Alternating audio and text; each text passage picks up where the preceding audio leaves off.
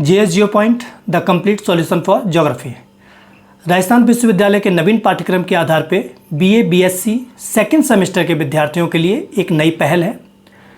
मैं आशा करता हूँ इस पहल का लाभ राजस्थान विश्वविद्यालय से संबंधित भूगोल के सभी विद्यार्थियों को मिले। जैसा कि आपको पता है, नए पाठ्यक्रम में BA BSc सेकेंड सेमेस्टर में मानव भूगोल को रखा गया है। तो हम लोग मानव भूगोल का जो नया पाठ्यक्रम है उस पर हल्की सी चर्चा करते हैं, पाठ्यक्रम को समझते हैं, ताकि आप सब इस विषय से परिचित भी हो सकें और मानव भूगोल आपको बहुत रुचिकर लगे। तो आइए शुरू करते हैं। University of Rajasthan BA BSc second semester human geography, इसका सिलेबस में क्या है, पहले हम लोग एक एग्ज़ाम पैटर्न को भी समझ लेते हैं। एग्ज़ाम पैटर्न आपका जो आपने प्रीवियस ईयर का या प्रीवियस सेमेस्टर में आपने दिया होगा, 80 मार्क्स का आपका एक्सटर्नल UASC पेपर आता है, 20 मार्क्स का A सेक्शन होता है, 60 मार्क्स का आपका B सेक्शन होता है। 20 मार्क्स में आपके 2 मार्क्स के 10 क्वेश्चंस होते हैं, ये सभी कंपलसरी क्वेश्चंस होते हैं। और आपके जो B सेक्शन में 15 मार्क्स का एक, यानी अलग अलग यूनिट के चारों यूनिट का एक एक क्वेश्चन आएगा 15 मार्क्स का, वो आपके पास ऑप्शंस होता है, वो लॉन्ग क्वेश्चंस होते हैं। हम लोग सिलेबस समझते हैं, देखते हैं ह्यूमन ज्योग्राफी में। जैसा कि आपको बताया गया 4 यूनिट्स हैं। पहली यूनिट में ये टॉपिक्स हैं आपके। पहली यूनिट में मानव भूगोल, परिभाषा, प्रकृति, कार्यक्षेत्र और सिद्धांत।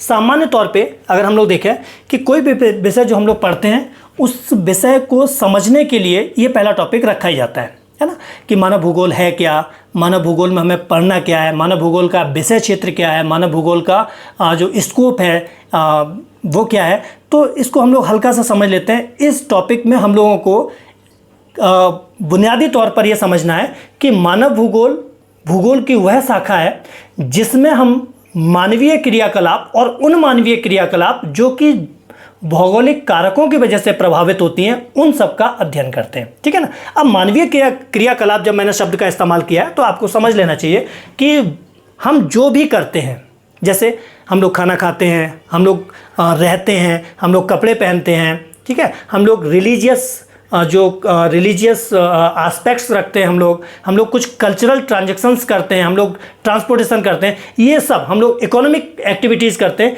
ये सारी की सारी एक्टिविटीज़ कौन सी हैं? मानव क्रियाकलाप। ठीक है ना।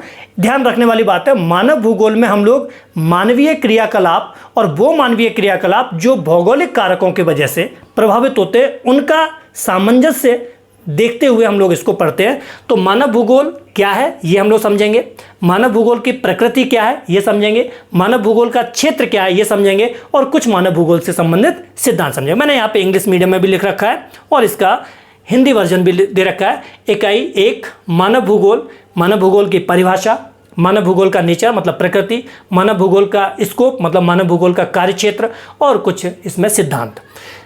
सेकंड इसका, ये पहली यूनिट में जो दूसरा रहेगा, अंतः विषयक दृष्टिकोण, सांस्कृतिक परिदृश्य की समझ। यहां पे हम लोगों को एक शब्द आ रहा है लैंडस्केप्स, सांस्कृतिक दृश्य भूमि या परिदृश्य।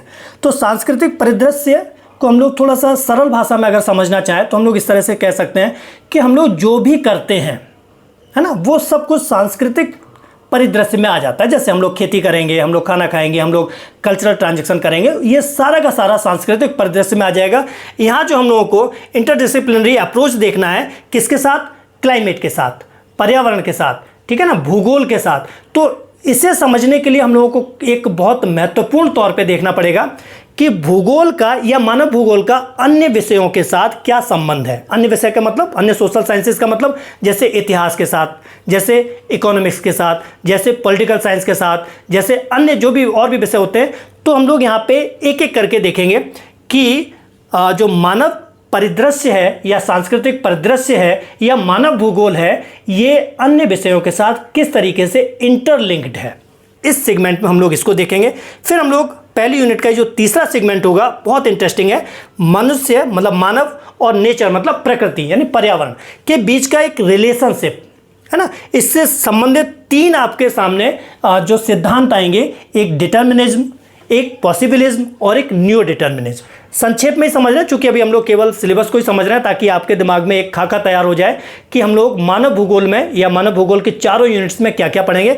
तो यहाँ पे हम लोग डिटर्मिनिज्म में क्या देखेंगे, डिटर्मिनिज्म मतलब नियतिवाद, ठीक है ना। पॉसिबिलिज्म मतलब संभाव्यवाद, न्यू डिटर्मिनिज्म मतलब नवनियतिवाद। यहाँ पे हम लोगों को मनुष्य और प्रकृति के बीच के संबंध को या के बीच के अंतर संबंध को समझना है। जैसे संक्षेप में अगर हम एक एक लाइन में समझना चाहें, इसका सारांश समझना चाहें, डिटर्मिनिज्म मतलब नियतिवाद कहता है कि मनुष्य प्रकृति का पूर्ण रूप से गुलाम है, मतलब प्रकृति जैसे चाहेगी मनुष्य को वैसे ऑपरेट करना पड़ेगा। मतलब अगर किसी एरिया में बहुत ज़्यादा ठंड पड़ रही है ना, या बहुत ज़्यादा बरसात होती है, या बहुत एक्सट्रीम टेम्परेचर रहता है, बहुत क्रिटिकल मतलब ज़्यादा भी और कम भी, तो ऐसी जगहों पर प्रकृति का ये निर्देश है कि मनुष्य वहाँ पर अपनी मानवीय जो क्रियाकलाप हैं उनको थोड़ा सा सीमित करे, या किस हद तक सीमित करेगा ये तय कौन करेगा, ये प्रकृति तय करेगी। ये सिद्धांत डिटर्मिनिज्म। पॉसिबिलिज्म मनुष्य और प्रकृति के बीच के संबंध को कुछ इस तरह से कहता है कि प्रकृति मनुष्य को केवल ऑप्शंस देती है, विकल्प देती है। विकल्प में से कौन सा विकल्प चुनना है ये काम किसका है, ये मनुष्य का है, मानव का है। तो ये एक अलग तरह का कंसेप्ट है पॉसिबिलिज्म। न्यू डिटर्मिनिज्म कहता है कि नहीं, प्रकृति और मनुष्य के बीच का जो अंतर संबंध है वो रुको और जाओ की तर्ज पर है। रुको और जाओ मतलब स्टॉप एंड गो का तर्ज, मतलब कि प्रकृति मनुष्य को स्वच्छंद करती है कि ठीक है एक सीमा तक रहते हुए आप अपना विकास करो, लेकिन अगर आपने उस सीमा से ज़्यादा विकास करोगे या प्रकृति का दोहन अधिक करोगे उस सीमा से ज़्यादा, तो प्रकृति आपसे इसका हिसाब मांग लेगी और प्रकृति इसका आपको दंड देगी। तो ये तीनों सिद्धांत हम लोगों को डिटर्मिनिज्म, पॉसिबिलिज्म, न्यू डिटर्मिनिज्म, इन तीनों को कंपेयर करते हुए पढ़ना है। तो ये थी आपकी यूनिट फर्स्ट। अब हम लोग यूनिट सेकंड की बात करते हैं। यूनिट सेकंड में cultural regions, races, basis of classification, Griffith Taylor classifications, कुछ हम लोगों को ट्राइब्स देखनी है, जनजातियाँ, Eskimo, Bushman, Pygmy, Santhal, Naga, Bhil, ठीक है ना। तो ये हम लोगों को कुछ इंपॉर्टेंट चीज़ें हैं। मतलब कल्चरल रिलीजन्स मतलब सांस्कृतिक क्षेत्र। अब सांस्कृतिक क्षेत्र कैसे बनेगा, सांस्कृतिक क्षेत्र को हम लोग कैसे आइडेंटिफाई करेंगे, ये हम लोग यहाँ देखेंगे। एक ग्रिफिथ टेलर को हम लोग यहाँ पे समझेंगे। ग्रिफिथ टेलर का बड़ा अच्छा सा सिद्धांत, यहाँ पे बड़ा मजा आएगा आपको पढ़ने में, ये देखेंगे। उसके बाद फिर हम लोग कुछ जनजातियाँ हैं इंपॉर्टेंट, विश्व की कुछ इसमें इंपॉर्टेंट जनजातियाँ, bushman, Eskimo, pygmy, Santhal, Naga, Bhil, इनके कल्चरल जो भी इनका कल्चरल क्लाइमेट की वजह से क्या क्या इनके कल्चरल एस्पेक्ट्स हैं उनको हम लोग देखेंगे। फिर हम लोग थोड़ा सा इसमें विश्व जनसंख्या के धार्मिक और भाषाई संरचना, इसको भी हम लोग देखेंगे कि किस एरिया में कौन से धर्म का प्रभाव या विस्तार क्यों हुआ, उसके पीछे बहुत सारे कारण होंगे। रिलीजियस जो एस्पेक्ट्स होता है उसके पीछे भी ज्योग्राफिकल कारक होते हैं। जैसे मैं एक उदाहरण के तौर पर कहूँ कि किसी भी धर्म में, या एक उदाहरण के तौर पर ही मैं आपको समझा देता हूँ ताकि आपको ये चीज़ क्लियर हो जाए। किसी भी धर्म की जो धार्मिक मान्यताएं होती हैं वो मुख्य रूप से भौगोलिक परिस्थितियों या जलवायु परिस्थितियों या संसाधन की वजह से ही होती है। मैं एक उदाहरण के तौर पे कह देता हूँ। जैसे कुछ धर्म में अंतिम संस्कार के लिए दहन की प्रक्रिया को अपनाया जाता है, मतलब बॉडी को जलाया जाता है, और कुछ धर्म में अंतिम संस्कार के लिए शव को दफनाया जाता है। अब दफनाया वहाँ जाएगा जहाँ पे लकड़ियों की या वृक्ष या जो वुड होगा वो कम होगा, और दहन की प्रक्रिया उन क्षेत्रों में या उस धर्म से रिलेटेड ये प्रक्रिया अपनाई जाएगी जहाँ पे वृक्ष या पेड़ पौधे या लकड़ी का कोई अभाव नहीं होगा। तो कोई भी चीज़ हो, समाधान से लेके अगर कोई भी हम लोगों के जो कल्चरल एस्पेक्ट्स होते हैं, जो हम लोगों के सांस्कृतिक मान्यताएं होती हैं, जो हम लोगों की धार्मिक मान्यताएं भी होती हैं, ये सब जलवायु से, प्रकृति से, नियति से, एनवायरनमेंट से, भूगोल से, रिसोर्सेज से, इन सब से प्रभावित होती हैं। तो हम लोग यहाँ पे विश्व जनसंख्या में धार्मिक और भाषाई संरचना किस तरह से डेवलप हुई, किस तरीके से किस एरिया में कौन सा धर्म कौन सी भाषा किस तरीके से डेवलप हुई है, इसको बड़ा इंटरेस्टिंग तरीके से पढ़ेंगे। बहुत मजा आने वाला है इसको पढ़ने में। पूरा अप्लाइड है, ये जो ज्योग्राफी का पार्ट है ये पूरा अप्लाइड है। मतलब ज्योग्राफी जो आपने पढ़ रखा है उस ज्योग्राफी का पूरा इम्प्लीमेंटेशन या उसका पूरा का पूरा जो अप्लाइड पार्ट है वो आपका यहाँ पे है। यूनिट थर्ड में बर्ड पॉपुलेशन, विश्व जनसंख्या से संबंधित कुछ चीज़ें जैसे ग्रोथ हुआ, डिस्ट्रीब्यूशन हुआ, डेंसिटी हुआ, सेक्स रेशियो हुआ, लिटरेसी हुआ, इन सब के हम लोग कुछ आंकड़ों के साथ बहुत समझने की कोशिश करेंगे पूरे विश्व को। इसके बाद फिर यहाँ पे पॉपुलेशन ग्रोथ थ्योरी, ये भी हम लोग देखेंगे। HDI ह्यूमन डेवलपमेंट इंडेक्स, इसको भी देखेंगे।